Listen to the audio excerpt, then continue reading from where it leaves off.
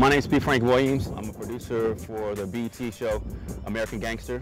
This is season 3. I have a long history in urban music and hip-hop. You know, I worked at the LA Times as a reporter, a crime reporter, and after LA Times I was executive editor of the Source magazines. I learned about the streets, and I grew up in the streets in Oakland, California in the 80s and the 70s, so the stories that are American Gangster, what they're all about is what I lived, and so I'm not like a producer coming into it from a different point of view.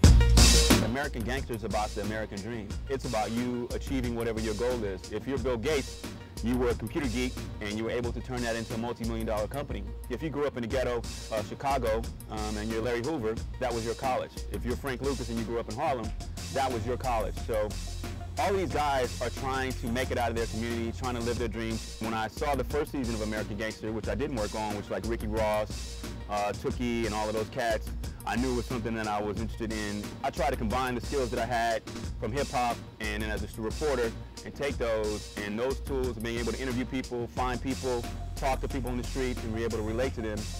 They all came in handy when I started working on American Gangster. To get profiled on American Gangster, it can happen in a number of different ways. Oftentimes we have a list of different people that we think are notorious or have a dramatic story and start trying to find their family. So it's probably about half and half of people that we find, and sometimes people come with their own stories. American Gangster, though it kind of tells the life of these really notorious criminals, drug dealers, killers, it really is a cautionary tale. It was obviously sensational to show all these crazy criminals and be notorious and be violent and wild, but American Gangster is to not be repeated. Don't repeat what you saw these dudes do. And unfortunately, I think a lot of times people inhale the negative images and they don't know how to digest it. And I'm definitely concerned, you know, as a producer, that I don't want people to watch this and just be like, I want to be like Melvin Williams, or I want to be like Frank Lucas, I want to be a drug pen, I want to kill people, because 99% of the time, drug dealers are either go to jail or they get killed. That's it. I mean, very, very rarely do you ever get out the game. From Genesis, I come up with a subject matter. From being in hip-hop and being around, I have connections to street people. I just say it like that. I know a lot of criminals and gangsters, and they seem to find me. And I take the idea, I talk to them about it, and then I write an outline, or write like a little treatment of what the show would be about. I start taking his story, I research it, and that becomes into a 5-act outline. And so I knew what's going to have to go here, here, here, and here. I don't have to stick to that, but that's kind of the outline treatment. And at that point, once I turn that in, I start to find the people. I start to go find his brother, and then I found his cousin. Then I found some of his other homies, and I found his probation officer. I found the guy who put him in jail. I try to find one of his victims. And once I've found all of the people, and I've interviewed them, wherever they are, I take all of those interviews, and I come back, and I start to pick the bites and sound bites from all of those different tapes and interviews. So I take all of these pieces, all these different things, and I kind of bring them back down, bring them back down, bring them back down, and then you get 42 minutes of TV. Really, these people need like a movie. When I do this show, my mother's always like, you know, are you okay? Why do you always have to hang out with those people? And, you know, I live in a pretty urban environment here in downtown LA, and I told her, like I tell everybody else, that's where I feel the most comfortable. It was with drug dealers and killers and gangsters, because they pretty much straightforward. American Gangster for a lot of these dudes in the interviews is like therapy. You'd be amazed that when you sit down and talk to them, how the biggest killer and gangster starts crying or can't wait to get this off their chest. They're in pain.